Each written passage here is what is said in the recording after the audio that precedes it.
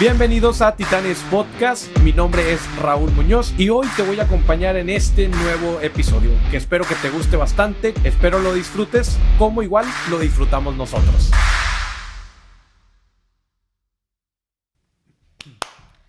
Muy buenos días, Titanes, bienvenidos a un nuevo episodio. El día de hoy estamos con Jorge Cázares, quien es un asesor financiero avalado por la CNBV. De hecho, es uno de los 30 asesores de personas físicas avaladas por esa institución. Ahorita nos va a platicar un poco más qué significa eso y por qué solamente existe ese tipo de número de personas. Quizá ahí es algo interesante que a muchos de ustedes les puede interesar.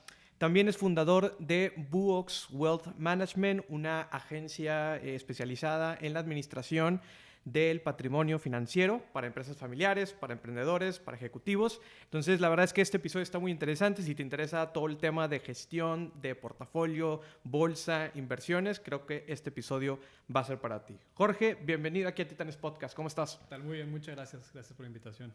No, el gusto es nuestro y la verdad es que no hemos tocado un tema financiero particularmente. Tuvimos dentro de los primeros episodios a Maurice Dieck, que nos habló un poco pues, más sobre el tema de cómo estaba creando contenido para hacerlo más fácil y sensible para el tema educacional, ¿no? Como para las personas. Pero, digo, la verdad es que temas de portafolios, de riesgo y todo lo que comprende este mundo, que yo sé que es muy amplio, te comparto que yo estuve en una institución financiera durante mis primeros años de carrera profesional. Entonces conozco parte del mundo, conozco parte de las instituciones que acreditan y que están regulando y demás. La verdad es que es una de las industrias más reguladas que tenemos en nuestro país. Y digo, no está de más, ¿no? Porque al final del día estamos con el dinero de las personas. Entonces, antes de empezar, quisiera preguntarte, dentro de tu historia veo que encontraste tu propósito muy rápido. Y me gustaría preguntarte, ¿cuál es tu propósito para que nos lo compartas aquí con toda la audiencia? Y también, ¿cuándo fue que descubriste que ese era tu propósito? Gracias. Sí, tuve mucha suerte de encontrar muy pronto qué me gustaba y por qué me gustaba. Fui muy afortunado en esa parte. Yo quiero dejar huella en México a través de empresas inspiradoras. Quiero aportar a mejorar este país y específicamente a través de las finanzas. Eso descubrí que me gusta mucho casi por accidente. Me acuerdo que de pequeño, en primaria y secundaria, hacía la típica tienda de la esquina en la cochera de mis padres con mis primos, con mis hermanos y vendíamos cosas y yo era el que llevaba las cuentas. Y luego en la carrera elegí estudiar contaduría pública, pues porque yo detectaba que al arrancar un negocio, lo retador era manejar los flujos o el dinero y por ahí me empecé.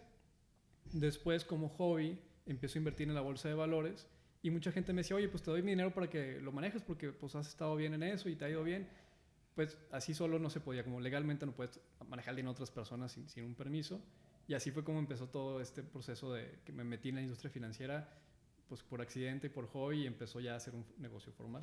Oye, eso me interesa mucho esa parte porque justamente hoy en día existen muchas personas que pues están haciendo este proceso, ¿no? Al día de hoy existen muchas plataformas que te permiten esa disponibilidad para que tú puedas, inclusive desde una aplicación desde tu celular, poder invertir en bolsa o poder invertir en tipo bitcoins y todo este tipo de situaciones, ¿no? Pero como bien dices, ¿no? Existe también otro que hacen mal uso de, oye, pues estoy levantando un pequeño fondo y digo, casos como esos, ¿no? Donde pues están levantando ahí compañeros fondo y luego todos lo meten ahí al pool de dinero y empiezan a invertir, ¿no? ¿Cuál es la diferencia, por ejemplo, de un asesor avalado contra quizá una persona que está aprendiendo o que está apenas empezando? O sea, ¿cuál dirías tú que necesitamos nosotros como personas a la hora de invertir, de cuidar esos aspectos? Claro, el dinero y el patrimonio que vamos generando con trabajo y esfuerzo no es cualquier cosa y es delicado. Y asesorarnos con alguien que no tiene la experiencia o que no se ha formado correctamente en esta industria, pues puede ser delicado. Estamos confiándole pues, el patrimonio con el que podemos vivir en el retiro o con el que pues, hemos trabajado por mucho tiempo, que se pueda perder, pues es delicado. Es como ir con un médico sin que él haya estudiado, ¿no? Y entonces es delicado que nos asesoremos con gente que no tiene experiencia o que no esté avalada. Obviamente no estoy diciendo que todos los consejos sean malos de gente que no esté avalada o así, pero pues es importante que estemos asesorados con alguien que tenga una certificación, que esté avalado por una institución formal, pues para asegurarnos de que el consejo sea correcto y que haya una alineación de intereses. Claro, aquí en México platicábamos al inicio que existe una regulación pues, bastante importante, ¿no? Por el tema financiero. ¿Quiénes son las instituciones que regulan para aquellos que quizá no tienen todo este panorama financiero y bancario? ¿Quiénes son las instituciones? ¿Qué certificaciones existen? Porque sé que hay diferentes certificaciones que incluso por niveles y demás. Entonces, platico un poquito sobre esa parte de la especialización y la certificación. Sí, en México está la Comisión Nacional Bancaria y de Valores, que es un organismo dentro de la Secretaría de Hacienda. Ellos regulan todo todo el sistema financiero mexicano, bancos, casas de bolsa, aseguradoras, las bolsas de valores. Ellos van regulando todo para que funcione correctamente. El sistema financiero mexicano es el que ayuda a mover la economía, a dar créditos y cuidar pues, a los usuarios del sistema financiero, que podemos ser todos. Entonces, ellos regulan y yo estoy con una figura que se llama asesor en inversiones independiente. La comisión a mí y a otras personas físicas y morales nos regula muchísimo para el bien del inversionista. Está regulándonos para que no estemos manejando mal el dinero del inversionista, que no estemos captando comisiones por fuera que nublen nuestro juicio y más. Y por eso solamente habemos 30 personas físicas y como 70 morales. Somos pocos porque nos regulan mucho y hay que hacer mucha papelería y muchos contratos y más, que cumplir con todo eso puede ser muy pesado para varios. Claro, ahí por ejemplo, en la diferencia que existe entre ser regulado o ser certificado como persona física contra el tema moral, ¿cuáles son las diferencias y por qué elegir una o por qué elegir alguna otra? Sí, este asesor independiente se puede como persona física o moral. Ya las personas morales tienden a ser más grandes, con más formalidad. Y esta figura es muy padre y ayuda muchísimo porque en casas de bolsa o en fondos que venden inmuebles y demás, le llaman a los vendedores asesores. Pero pues es delicado porque esta persona gana una comisión por la venta del inmueble o del auto, de lo que sea. Y al tener ahí una comisión hay un conflicto de interés. Porque no necesariamente te va a recomendar lo que más te convenga, sino lo que más comisión le deje. Claro. Y ahí se empieza todo el problema y el dilema. El asesor por ley no puede recibir comisiones de instituciones financieras. Entonces, la única manera que gana el asesor de inversiones es cuando gana el inversionista. Entonces, hay una alineación correcta de los intereses. Eso ayuda bastante. Híjole, creo que diste en el punto porque existe, creo que mucha prostitución sobre el término, ¿no? De como asesor financiero, que ahora, por ejemplo, lo vemos mucho en el sector asegurador, ¿no? Donde ya ellos también, de alguna manera, traen este título de asesor financiero. Inclusive los inmobiliarios también ahora ya están como asesores financieros, porque de alguna manera es un poco más sexy que te hablen de un asesor financiero a que te hable un asesor inmobiliario, ¿no? Porque ya es como, no, me va a vender temas inmobiliarios, ¿no? Cuando al final el inmueble es un instrumento financiero, sí, que lo puedes utilizar para capitalizar, que puede ser para ser un activo o para especular inclusive, ¿no? Vemos aquí que hay torres y torres que pues te lo venden como un proyecto financiero de instrumento y estos vehículos, ¿no? Y de ahí ya se desprenden, por ejemplo, las fibras, que, bueno, para aquellos que no conozcan las fibras, son estos fondos de inversión con instrumento que es un activo de un edificio o un torre de departamentos comerciales, etcétera. Entonces empiezan a salir otro tipo de instrumentos y pareciera que cada vez al inversionista se le hace más complicado ver dónde estar y estar al pendiente y dónde buscar, ¿no? ¿Cuáles son los recursos, ¿no?, que podemos tener nosotros como persona común y corriente para poder estar informados sobre estos temas? Sí, pues es importante, como dices, informarnos de todo esto para armar pues, un portafolio de inversión diversificado. Suena bien sofisticado, pero no pongas todo en un solo lugar. Pues hay que tener un fondo de inversión en el banco, un fondo de emergencias acá, hay una plataforma fintech o un inmueble o en la bolsa. Entonces primero que nada, diversificar el portafolio de acuerdo a tus metas, tu tolerancia al riesgo, tus flujos, cómo está tu situación de ingresos. Pues ya es ir haciendo un plan adecuado, que como decíamos ahorita, el asesor inmobiliario, pues no necesariamente se está vendiendo algo malo, simplemente no es la persona correcta de asesorarte en tu portafolio personal, ¿no? Claro, no, sí. Entonces hay que tener, simplemente lo que tú decías, ¿no? Diversificar y realmente identificar qué perfil, ¿no?, eres también como inversionista, porque hay diferentes perfiles, ¿no? O sea, de acuerdo también al capital que tú tengas disponible y pues también de acuerdo a las expectativas también económicas que tú tengas, ¿no? Me quisiera regresar nada más un poquito para terminar de puntualizar en el tema del propósito y cómo lo encontraste. ¿Qué les recomendarías a las personas que hoy en día todavía siguen buscando este tema de su propósito, cómo impactar, cómo poder contribuir? Porque sé que digo, el tema económico y el financiero está muy ligado a quizá a este tema de propósito, ¿no? Porque una vez que tienes quizá resuelto el tema financiero y que no tienes estas deudas y preocupaciones y demás, como que le empiezas a dedicar un poquito más a tu propósito, cuando creo que no debería ser como ese móvil, ¿no? Entonces, ¿qué me dirías tú, ¿no? Para todas aquellas personas que igual y todavía están buscando ese propósito y que pues prácticamente tú lo descubriste desde que estabas muy pequeño. Sí, pues yo tuve mucha suerte y creo que una recomendación clave aquí es intentar cosas. O sea, están intentando y estar rascando, como dicen, buscar un poquito en un lado, trabajar con alguien, tener un trabajo de tiempo completo, pero tener un side business, como dicen, buscar una segunda fuente de ingresos, apoyar a un emprendedor, estudiar algo diferente. Eh, yo, yo, aunque me especializo en finanzas, pues de repente tomé un curso de cocina y luego un curso de programación y luego un curso de diseño, nada más. Yo no sé nada de programación, pero nada más a empaparme de otras industrias y de conocer simplemente para buscar qué más hay en el mundo y por ahí va a brincar algo, ¿no? Básicamente volvemos al concepto que decías y que está muy padre porque es diversificar, ¿no? O sea, una de las maneras que puedes diversificar no necesariamente tienen que ser financieramente hablando, sino en el tipo de experiencias inclusive que tienes, ¿no? Oye, pues, ¿qué está sucediendo? ¿Qué otros tipos de industrias? De hecho, me llama mucho la atención ese tema de la gastronomía, ¿no? Porque por ahí vi que estabas tomando algunos cursos de gastronomía, que te gusta el tema del grill. ¿Por qué te llama mucho la atención esto? Siempre me ha gustado mucho la manualidad de hacer algo yo con mis manos y en la cocina lo he encontrado.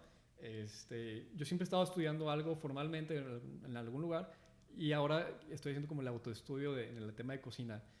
Sí me gusta la cocina, pero yo lo estoy haciendo ahorita con el tema de aprender a aprender. Ok.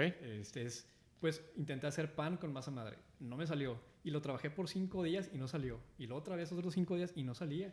Y pues chin, es como lidiar contra que no salga bien y bueno, ¿dónde estuvo el error? Y ese proceso de aprendizaje lo he disfrutado muchísimo, que me sirve pues en el trabajo, en lo profesional y en lo personal. El aprender a aprender y lo he hecho a través de la cocina.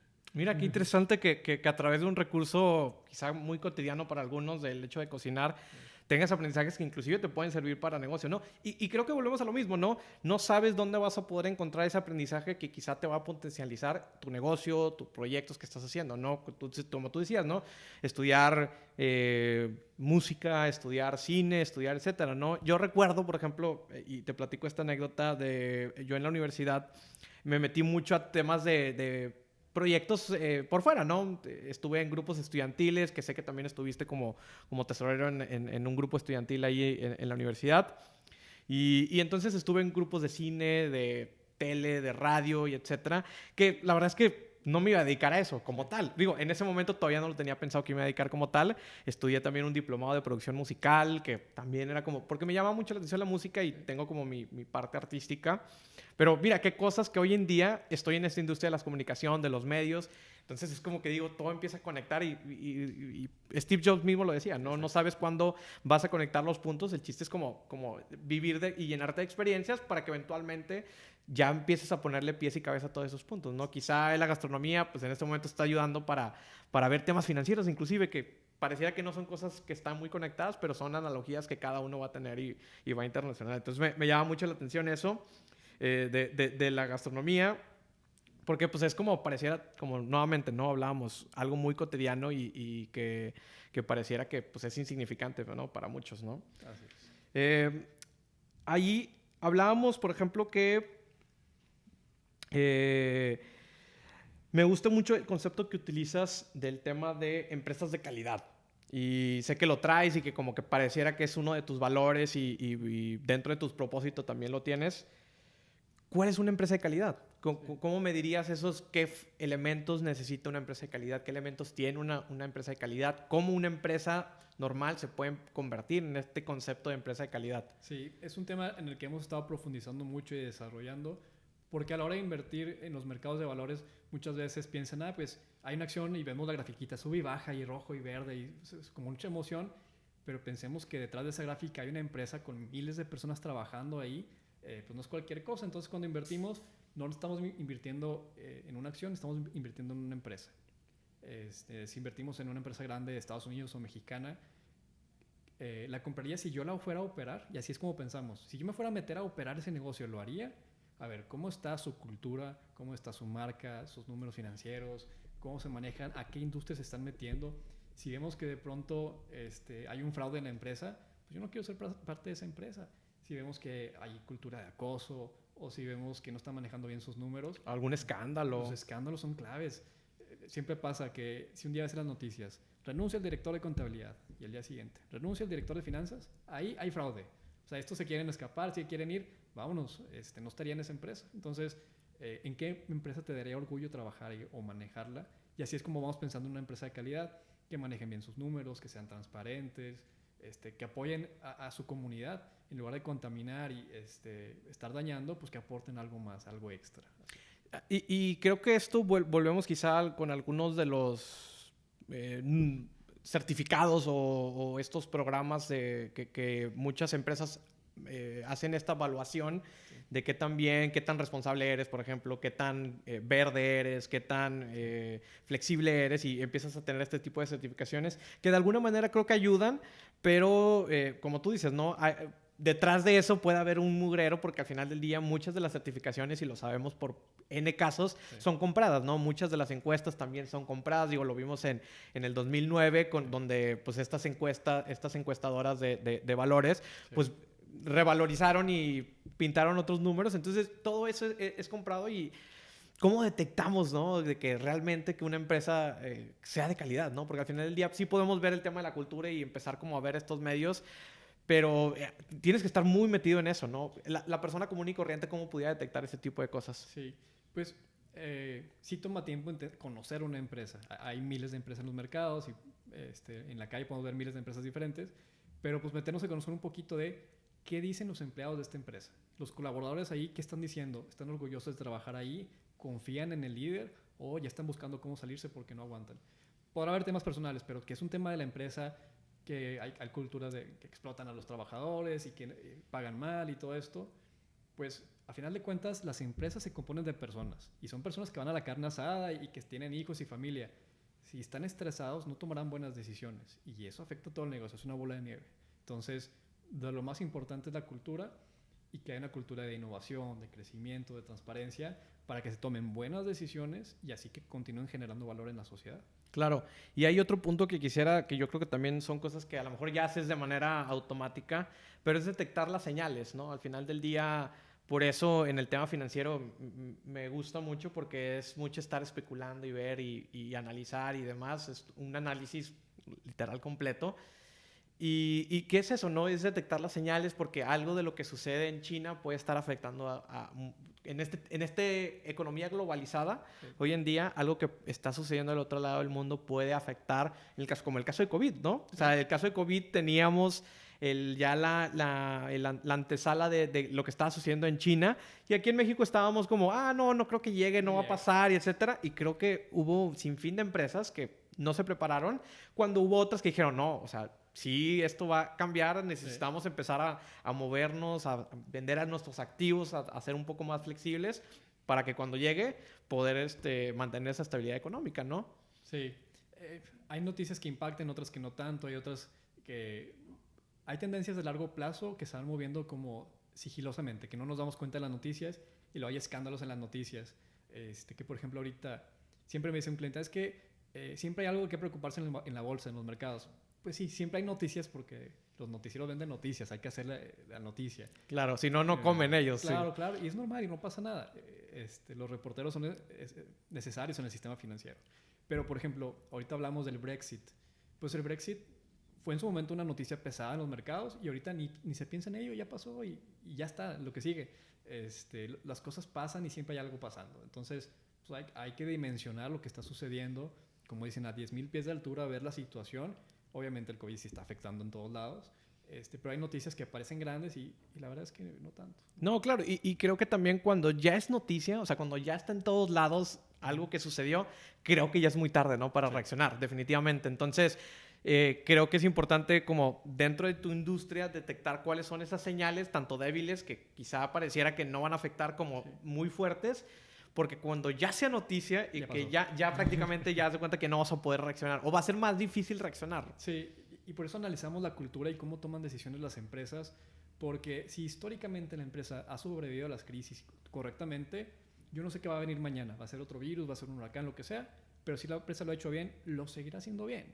Pero como no podemos predecir las noticias, no podemos predecir los huracanes y demás, pues tenemos que ver cómo es la cultura y cómo han reaccionado históricamente, porque si lo han hecho bien, pues probablemente reaccionen bien a algo que yo no puedo predecir. Claro, y eso quizá lo podemos encontrar en libros de autores o dentro de las mismas empresas que también tienen sus valores y dentro de los mismos empleados, ¿no? El hecho de que si tiene una cultura de innovación, de creatividad, etcétera, eso ayuda mucho para que te dé como cierta fidelidad de que la empresa, pase lo que pase, va a estar bien, ¿no? Sí. Pues, un escándalo o algún otro tipo de cosas, ¿no? Entonces está bastante interesante.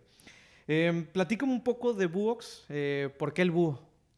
El búho, pues no sé, me gustó mucho cómo simboliza tranquilidad y cierta sabiduría, también que están viendo como a todos lados, y lo que queremos transmitir. A pesar de que estamos trabajando con los mercados de valores, que todo el mundo se imagina el lobo de Wall Street gritando, y aquí la oficina es aburrida. O sea, estamos cada quien leyendo en su escritorio, debatimos qué está pasando. Eso solo pasa en las películas. En las películas. Entonces yo veo al búho que sí es un animal cazador, pero también es muy tranquilo, analizando la situación y atacando donde se debe. No es un escándalo como las películas, ¿no? Es algo muy tranquilo y eso quería transmitir. Buenísimo. Jorge, en el tema financiero hay muchas personas que están empezando a crear contenido. Tu caso es el mismo con tu programa de podcast o el contenido que estás publicando en redes sociales. ¿Por qué es importante, no? ¿Por qué es importante compartir esto? ¿Por qué decidiste empezar a crear contenido? Y también veo que tienes algunos artículos muy interesantes donde hablas de diferentes temas. De hecho, por ahí ahorita quiero tocar el tema del libro que recomiendas, que la verdad que me pareció muy interesante todos tus insights que tienes al respecto. Pero platícame de esto, ¿no? ¿Por qué decidir explorar el tema de crear contenido y qué ha sido para ti también este viaje? Sí. Si yo empecé en esta industria, en este trabajo, fue porque leí a alguien que me motivó. Sí, fue porque aprendí de alguien más. Y yo todo el tiempo estoy escuchando muchísimos podcasts financieros y de emprendedores y estoy viendo siempre cómo aprender más. Y si yo puedo aportar un granito de arena a alguien, para mí pues, no, me pone muy feliz que de repente alguien me dice, ay, me sirvió muchísimo. Cuando estábamos enfocados en consultoría y que me diga alguien de que tu tip me ayudó a salvar empleos. Para mí eso es lo mejor que pudiera hacer. Entonces, pues es como un apoyo a la comunidad. Si alguien nos sigue o les ayudó, pues yo encantado, pero es nada más como un apoyo. Ok. ¿Y has recibido algo a cambio al respecto? O sea, digo, ahorita hablabas como un ejemplo, ¿no? De lo que podía suceder, pero no sé si te ha sucedido algo de que, oye, este artículo, este episodio me sirvió, etcétera. ¿Has recibido algún tipo de retroalimentación? Sí, pues a veces compartimos noticias o historias específicas de empresas grandes y pues mis alumnos me han dicho que les ayudó en otras clases, pero también gente de comunidad que yo no conozco que me dicen que les ayudó a sacar ideas para innovar o que para emprender un nuevo negocio, que el tip que les di les ayudó, pues sí, está padrísimo eso. Claro.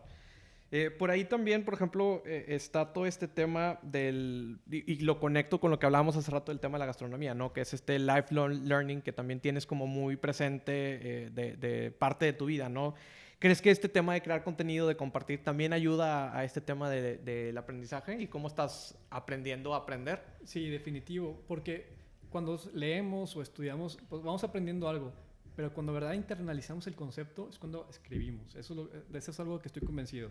Cuando escribimos o compartimos contenido, estamos internalizando este conocimiento que va a ser más difícil olvidar. O sea, vamos a tenerlo más presente y va a ayudarnos a recordar más. Entonces también es una práctica para mí para acordarme de lo que estoy aprendiendo, pues. Claro. Hay una frase que publicaste que me gusta mucho que mencionas que te interesa crear el futuro y no administrar el pasado. ¿Qué es para ti esto? O sea, ¿cómo conectas con esta frase? Sí, esta frase me la ha dicho mucho mi padre, que es, pues obviamente venimos con un legado familiar, las personas traemos conocimientos, experiencias, pero lo que viene es el futuro y tenemos que ver cómo estas herramientas nos van a ayudar a crear un futuro que queremos. No es nada más, como decían, vivir la vida por default, sino vivir la vida por diseño. Es a dónde quiero llegar y qué voy a hacer para llegar. No a ver qué me toca, a ver dónde llego, a ver qué sale, es a dónde quiero llegar. Por eso es crear el futuro y no administrar el pasado. Buenísimo. Por ahí también, por ejemplo, hablando de tu papá que está en la industria de la logística, ¿por qué no te fuiste por ese camino de la industria de la logística si ya tu papá había recorrido este camino? O sea, ¿por qué tomar otro camino y empezar a construir? Sí, no, sin duda mis padres han sido el mejor ejemplo que he podido tener, los grandes maestros. Cuando yo estaba pequeño tuvimos un negocio familiar que después vendimos en la industria de transporte, pero el estar yo allí trabajando sábados y domingos con los trailers y viendo con el mecánico, viendo la rotación de las llantas y más, me enseñó muchísimo. Y el estar ahí en las entrañas del negocio o ayudando en casa desde la contabilidad me ayudó muchísimo a aprender lo padre que es crear un negocio y generar empleos, porque familias viven de esto. Entonces fue un gran aprendizaje, pero mis habilidades van más hacia la industria financiera que otra. Ok, por eso tomaste la decisión de no seguir esa industria, ¿no? Sí, así es. Ok. En Books, por ahí leí que uno de los primeros propósitos que tenías era el tema de ser un referente financiero para los millennials. Y hoy en día me platicas un poco más que es apoyar a las familias o las empresas familiares, ¿no? Sé que los propósitos van modificándose y van cambiando, pero digo, ¿cómo ha sido ese proceso, ¿no? De descubrir realmente a quiénes quieres apoyar y a quiénes quieres incluir como en este viaje, ¿no? que estás construyendo. Sí, empezamos muy enfocados a los millennials y ahora estamos un poco más enfocados en la familia empresaria, pero no tan distante de los millennials. Hay una generación de jóvenes que van a entrar a la empresa familiar y que quieren innovar, quieren meter tecnologías a la empresa familiar y quieren administrar el patrimonio de manera diferente. El asesor tradicional va a decir que se invierta en bienes raíces y que inviertan en un negocio tradicional. La siguiente generación quiere invertir en empresas socialmente responsables, que sean buenas con la comunidad, que tengan tecnologías, que cuidan a sus empleados. Y es una inversión diferente a la tradicional de invertir en industrias contaminantes, por ejemplo. Entonces, queremos asesorar a esta siguiente generación a invertir con los valores adecuados. No nada más por un retorno, sino para hacer un impacto en la sociedad. Okay. ¿Cuáles crees que son los retos principales de las empresas familiares para empezar a adoptar este tipo de cosas, ¿no? Porque al final del día, tú como hijo quizá de un padre que tiene una empresa familiar, pues tú estás acostumbrado a ciertos lujos, ciertos beneficios al respecto de, pero una vez que ya entras a la operación y que ya empiezas a ver que no es todo lujo, sino que también hay otro tipo de cosas, pues, ¿cuáles son los retos, no? Que al final del día se afronta una persona que les heredada una empresa familiar como este tipo. Sí, pues precisamente cuando alguien va a heredar una empresa familiar, es el dilema entre administrar el pasado o crear el futuro. Porque ahí es el tema de reaprender. Ahí siempre está la frase de así se ha hecho siempre y hay que hacerlo así. Pero el mundo está cambiando y el que no se adapte va a quedarse atrás. Entonces, para cuidar el legado familiar, el apellido, todo lo que se ha construido, hay que innovar y hay que hacer las cosas diferentes. Entonces, uno de los mayores retos es aprender cosas nuevas de dónde va a estar el siguiente crecimiento en la industria, dónde invertir mejor y no nada más por retorno, sino con los valores de la empresa. Algo que motive a la siguiente generación va a ser precisamente invertir con algo que los motive a crear algo propio. Cuando a veces hay un tema de que no se sienten tan ligados a la empresa familiar tradicional porque no lo han creado y nada más están heredando. Entonces, el que ellos creen algo desde cero dentro de la empresa va a ayudarles muchísimo en esto. Híjole, que nunca lo había pensado así, pero ahora que lo mencionas me hace totalmente sentido, porque sí, por ejemplo, y creo que es uno de los temas al momento de tomar esa decisión, ¿no? De sí quedarte en el negocio familiar porque también, o hacer tu propio camino. Pero creo que si lo haces de esa manera consciente de, oye, voy a entrar, pero quiero cambiar las cosas, que también es otro reto, ¿no? Porque al final del día la empresa ya está acostumbrada, tiene cierta cultura, tiene ciertos valores, y también ese hecho de que entra alguien con una visión nueva, pues también es difícil dependiendo de la estructura, ¿no? Si es una estructura muy robusta, muy jerárquica, donde además de quizá tú vas a ser el jefe, director o socio, etcétera, hay otros líderes y otros que también están construyendo con sus ideas. Entonces también puede haber un choque y conflicto y demás. Entonces me parece muy interesante, pero también visualizo esos retos a los que se puede enfrentar ese tipo de cosas. Claro, el cambio duele. A veces decimos, queremos el cambio y todo, pero el cambio duele. Y no todas las empresas pueden aplicarlo, y la no, verdad. Definitivamente. Entonces surgen un par de temas bien interesantes como el intraemprendimiento, que es dentro de la gran empresa, crear una empresa pequeña administrada por la siguiente generación para meter más tecnología, innovar, y que si alguien va a hacer una disrupción en la industria, que no sea alguien de fuera, sino alguien mismo de la empresa. Un spin-off, ¿no? Como ahora sí, como si fuera una serie de televisión o una película. Ajá. Que haces un spin-off de eso y creo que, he visto casos de empresas así, o sea, de algunos referentes. De hecho, tuvimos a a Alfonso de los Ríos, que bueno, de Nowports, que bueno, su papá también estaba en la industria del freight y de transporte y demás, pero bueno, él entró con este spin-off de Nowports y empezó a hacer como esa disrupción en la industria, ¿no? Y creó algo propio, que si bien está apoyado y apalancado de la empresa tradicional, pues es algo nuevo y que creo que al hacerlo suyo, pues entonces le metes mucho más corazón, inclusive, Claro. pasión.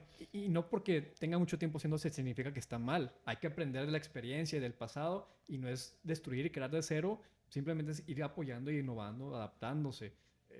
Por eso incluso hay muchos protocolos familiares de que la siguiente generación que quiera estar en la empresa familiar tiene que trabajar en otro lado 5 años para que aprenda de otros lados y que sepa de crear desde cero y no nada más administrar el pasado. Claro, no, sí, sí, sí. Digo, cada uno tiene sus protocolos y definitivamente cada empresa es diferente, cada empresa familiar es diferente. Entonces, creo que también es de los retos que están muy interesantes por ahí. Y sin duda, ¿no? Creo que hay un grueso de empresas aquí, sobre todo en México, que son familiares y que pues hemos visto casos donde pues los hijos los llevan a la bancarrota y pues perder un patrimonio de esa magnitud pues, también a veces es doloroso, tanto para la economía como para los colaboradores, para la comunidad.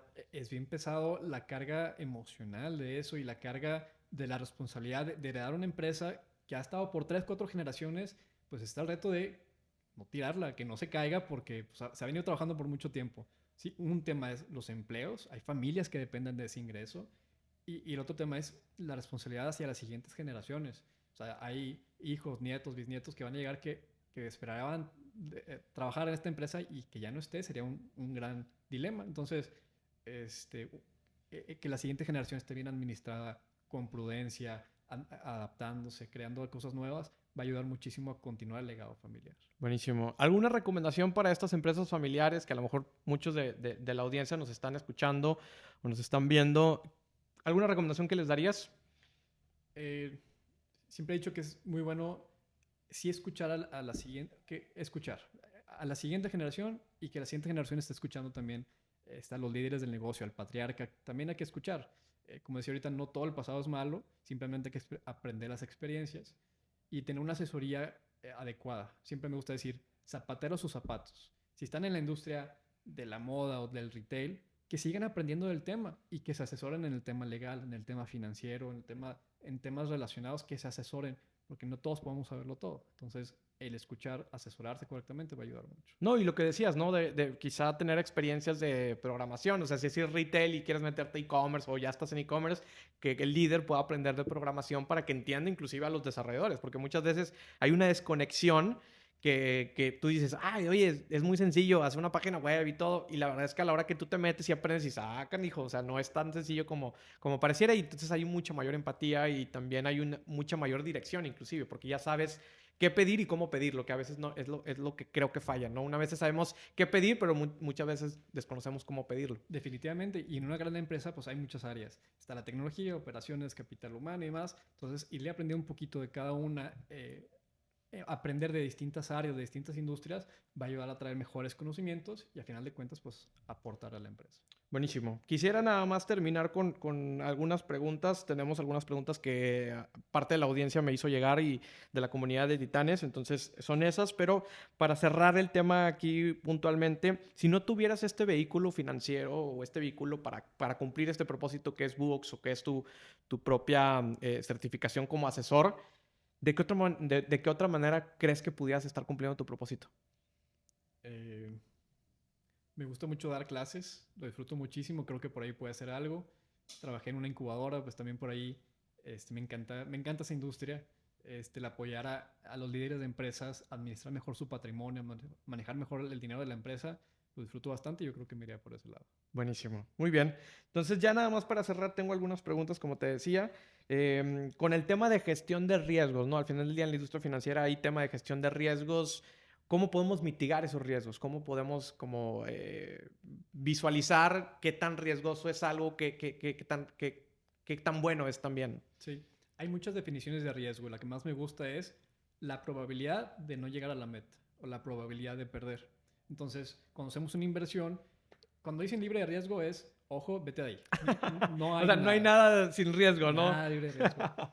No, claro, en todo hay riesgo, ¿no? En todo. Aunque pareciera, por ejemplo, el instrumento que quizá te lo venden como el que menos riesgo tiene es el tema de los CETES, ¿no? Que es el instrumento financiero por naturaleza mexicano y que está protegido y demás. Pero al final del día también hay un porcentaje de riesgo Claro, mínimo, pero existe. puede pasar. Se puede pasar con el CETES o cuando venden en bienes raíces. Es súper seguro, el bien raíz nunca le pasa nada. Es difícil, pero puede pasar. Es poco probable, pero puede pasar. Que no se construya a tiempo, que quiten el permiso, que se contamine la tierra, mil O cosas. una catástrofe Natural. natural. Lo que sea, pueden pasar mil cosas. O de la economía, que se devalúe el peso y demás. Entonces, libre de riesgo no existe. Simplemente es entenderlo y estar a gusto con el riesgo que estemos eligiendo. Y ¿cómo se puede mitigar? Diversificando y entendiendo bien cómo pasa. Si invertimos en una criptomoneda o en una empresa pública, ¿por qué vale lo que vale? ¿Por qué vale esto y no más o por qué no menos? Entender a profundidad cómo se mueve, cómo se maneja, nos ayuda a entender los riesgos. Este, y, y sí, más que nada es entender la volatilidad que pueda tener la inversión y la probabilidad de que te paguen de vuelta es clave para entender. Claro, entonces sería para poder gestionar o mitigar estos riesgos, es simplemente diversificar, estar al pendiente de cómo se está moviendo la industria y de esa manera como que tenerlo mapeado, ¿no? Exactamente, que no dependamos del mismo riesgo. Si todas nuestras inversiones dependen de una zona o de un proyecto, pues no estamos diversificados. Hay que buscar depender no solamente del peso, sino de otras monedas o buscar distintas inversiones. Claro, y eso puede aplicar inclusive no necesariamente tienes que estar invirtiendo, sino en tu mismo empleo, ¿no? Lo que hablábamos al inicio, ¿no? Donde si nada más dependes o tu única fuente de ingreso es de tu empleo, pues también hoy en día se puso mucho en riesgo los empleos formales, donde pues ya un empleo formal no es seguro, ¿no? Ya también tienes un porcentaje de riesgo que puede suceder una contingencia o que puede suceder alguna catástrofe o que la Claro. empresa pueda cerrar y entonces pues ese trabajo seguro que teníamos, que es el sueño que te Claro. vendían las generaciones pasadas, pues ya no existe y ya no es tan falible. Para nada. Entonces ahorita hay que buscar una segunda o tercera fuente de ingresos. Hay que buscar estarnos actualizando porque eso mitiga el riesgo de perder un empleo o de no encontrar un empleo correcto. Claro, buenísimo. Y la segunda pregunta que por aquí hicieron es ahorros a plazo en instituciones como tipo de seguros, ¿no? Donde están estos instrumentos, por ejemplo, segubecas o estos plazos a cierto determinado tiempo. ¿Cuál es tu opinión en particular sobre ese tema? Ujú. Es interesante, no son malos instrumentos, pero quizás no sean para todos, ¿Ok? porque estos instrumentos tienden a ser poco líquidos. ¿Qué significa liquidez? ¿Qué tan rápido puedes sacar tu dinero? Y si te dicen, deposita aquí obligatoriamente y que no puedes retirarlo en 20 años, pues no es líquido. O sea, si hay una emergencia, pues tendrás dinero ahí, pero no lo puedes retirar. ¿Qué haces, no? Entonces, está bien, pero no es para todos. Hay que tener todo nuestro fondo de emergencias para cubrir emergencias médicas o del taller o demás. Y esto, pues, como una parte después del fondo de emergencias, porque pudiera tener un buen retorno, pero no es líquido. Buenísimo, ok. Ya nada más por último, ahorita hablabas y con eso me gustaría cerrar, ¿cómo podemos empezar a tomar control de nuestras finanzas, ¿no? ¿Cuáles ahora sí que serían puntualmente recomendaciones para alguien que empieza? Ya ves que existen diferentes metodologías y reglas, que si la 70-20-10, que si 60-30-10 y todo este tipo de cosas. Ahora sí, ¿cuáles serían los primeros pasos? Sí, todos los casos son diferentes y lo ideal es que se asesoren para hacer lo correcto, pero reglas de dedo, cero deuda, diversificar ingresos, diversificar ahorro y ahorrar constantemente y en automático. Es decir, cada que te caiga un pago, cada que caiga la quincena, en automático mandar algo al ahorro. Y ya, de lo que sobre después de ahorrar, ya se puede gastar. Pero no es ahorrar después de lo que sobre, sino ahorrar primero.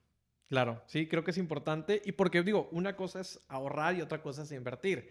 Entonces, quizá una vez que tengas un ahorro considerable, de ahí puedes ver qué porcentaje de ese ahorro lo puedas mandar a invertir. Ahí, ¿cómo tú harías esa diferencia o ese balance?